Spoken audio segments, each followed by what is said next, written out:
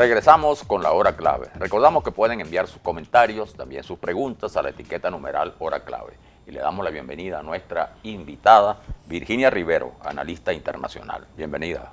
Gracias, Manuel Felipe. Bueno, Virginia, además es que no es que es analista internacional, es cubanóloga o fidelóloga, yo no sé cómo llamarla, porque se sabe todo lo que está pasando allá adentro. Entonces es bueno que nos ilustre con las historias, las informaciones, los datos que tienes adentro. Esto significa porque un nadie cambio. sé, exacto, ¿esto significa un cambio o es simplemente una rotación dentro del régimen?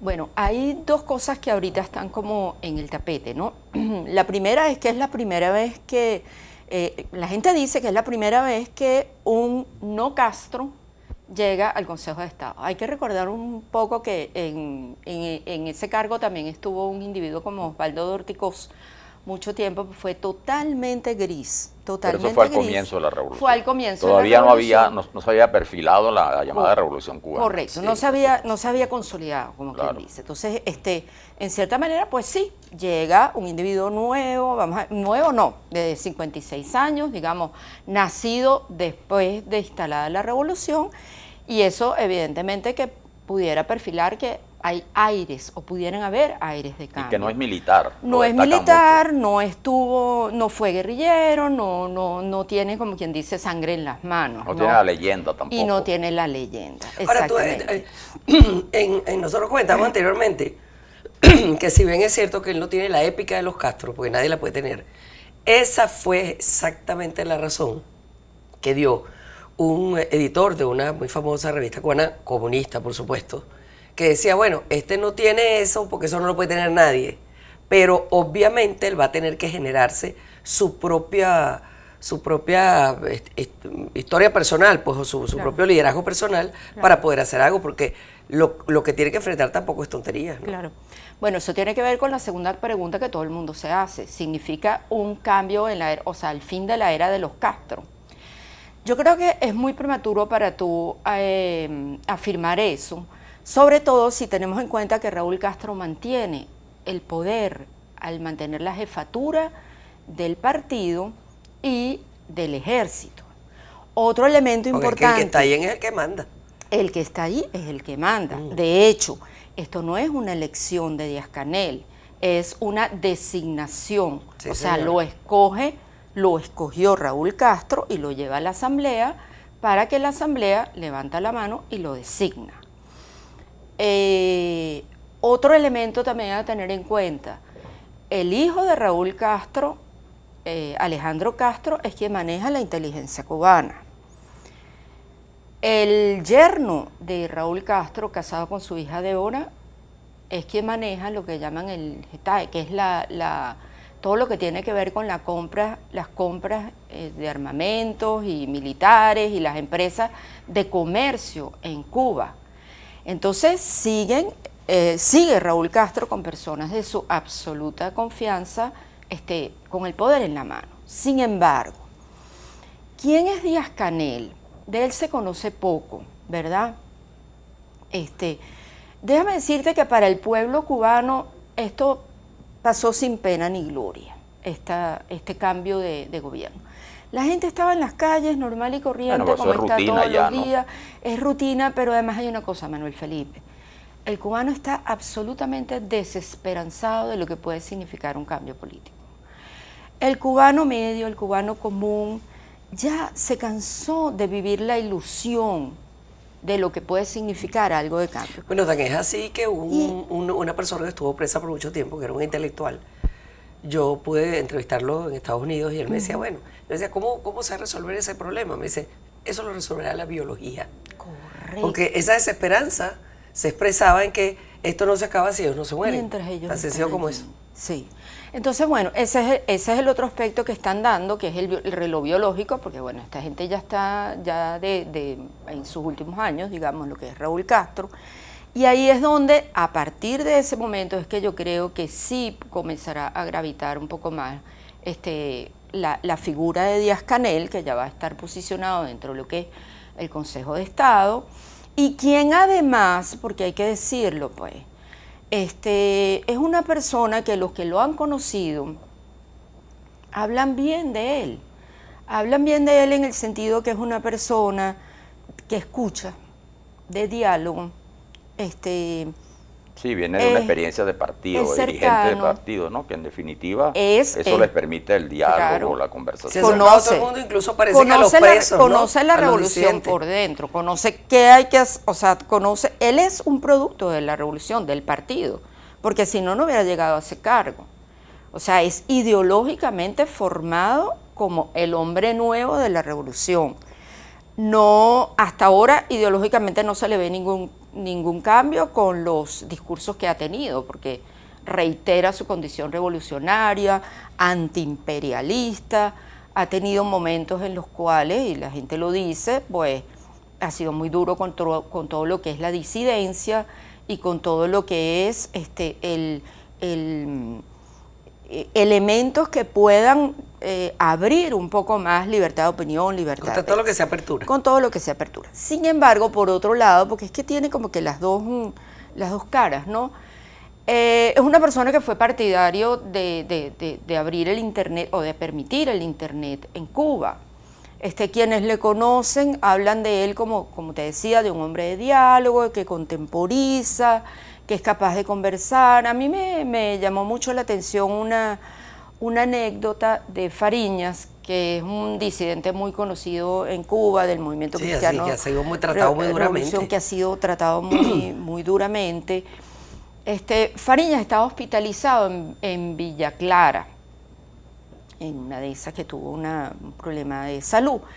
Y Díaz-Canel a medianoche fue, como secretario general del partido en Villa Clara, a visitar a los enfermos en el hospital. Cuando pasa frente a la puerta donde estaba Fariñas, del cuarto donde estaba Fariñas, los de seguridad le dicen, ahí no puede entrar porque ahí está un contrarrevolucionario, ese tipo que está ahí es un contrarrevolucionario. Y la respuesta de Canel fue, ¿qué? ¿Que no puedo entrar? No, claro que voy a entrar. Y entró. Y bueno, le dijo a Fariñas, no hablemos de política, pero bueno, hablaron. ¿De qué hablaron? No lo sé porque Fariñas no lo dijo, ¿no? Pero hablaron y él estuvo un rato ahí acompañando a Fariñas. Pero era un gesto humano. Es un gesto humano, eso te dice. Hay otros gestos también desde el punto de vista humano. O sea, hay un médico que hoy en día ya está fuera de Cuba también, que cuenta cómo Díaz-Canel muy joven lo designaron como el enlace con Nicaragua, con el gobierno nicaragüense revolucionario. Díaz-Canel estaba en sus 20 años, muy joven, y tenía pues esa responsabilidad. Va a Nicaragua, desde Cuba, y allí conoce a un médico que estaba pues destacado en su labor de servicios médicos en Nicaragua. Y este médico pues tenía problemas con los cubanos y con las cosas allá, de cómo se estaban realizando los servicios médicos allá, o la prestación del servicio comunitario de los cubanos, y habla con Díaz-Canel y le cuenta todas las cosas. En un momento en el que Díaz-Canel lo monta en su carro y eran 45 minutos de trayecto en el carro, que él dice que el médico dice fue como una confesión lo que yo hice, pero hablé muy abierto y dice que lo escuchó, lo oyó, o sea, lo dejó hablar.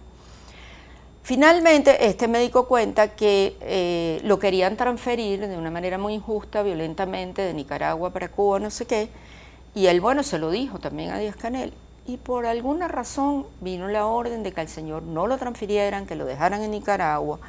Y entonces el señor dice, bueno, mira, yo fui escuchado, y no solamente fui escuchado, sino que hubo pues una decisión en favor de mi persona justa, de una forma justa.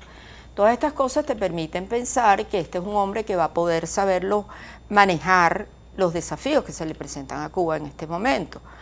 Porque él tiene que lidiar por un lado. Lo que viene en este momento con la economía cubana. Pero fíjate, tiene por un lado a Trump y tiene por fuera todo el exilio cubano, pero además tiene el problema de Venezuela. El problema que ya Venezuela no es la proveedora confiable de Cuba. Correcto. Entonces, esas son realidades a las cuales hay que darle respuesta inmediata.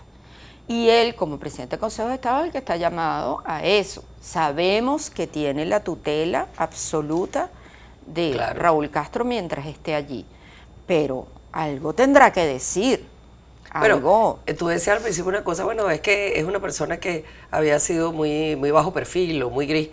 O sea, ¿quién fue que desde Osvaldo Ortiz para acá no ha habido nadie que no haya sido Fidel o Raúl Castro que pueda tener una figura destacada? Pues los demás están siempre callados la boca por debajo. Y Osvaldo Ortiz no venía de la revolución propiamente. No, exacto. Fue un hombre de transición allí. Correcto. Ahora tú en dos platos, ¿tú crees que esto puede significar una transición desde algún punto? Pues se compara también lo que quiere el régimen cubano con lo que quieren los chinos, es decir, mantener el tema de los derechos humanos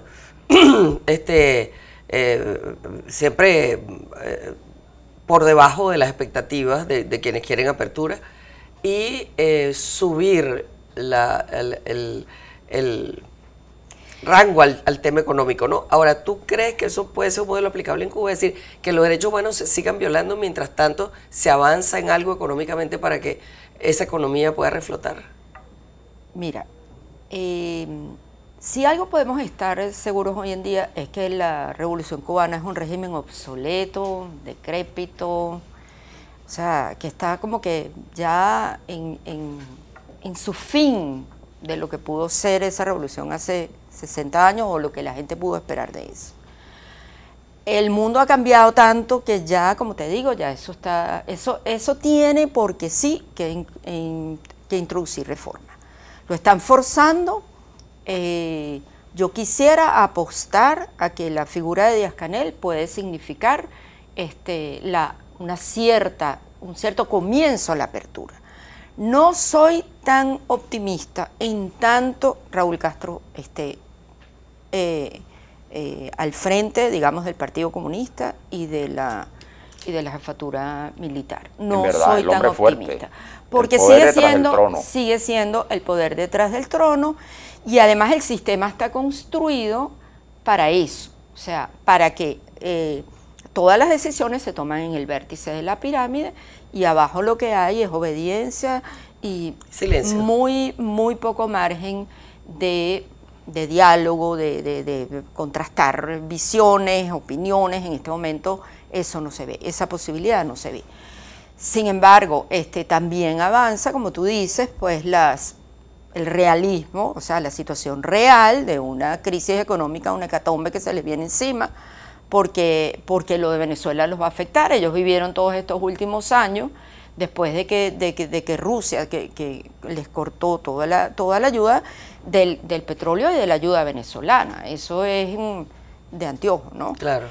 Y eso se tiene que cortar por la misma situación del país. Por eso es que este tema, hoy estamos hablando de él, porque tiene repercusión de ambos lados. Mucho. Bueno, sí. Observaremos el devenir de los acontecimientos. Así mismo. Muchas gracias, Virginia, por habernos Virginia. acompañado aquí en La Hora Clave. Gracias. Vamos a la pausa y regresamos inmediatamente.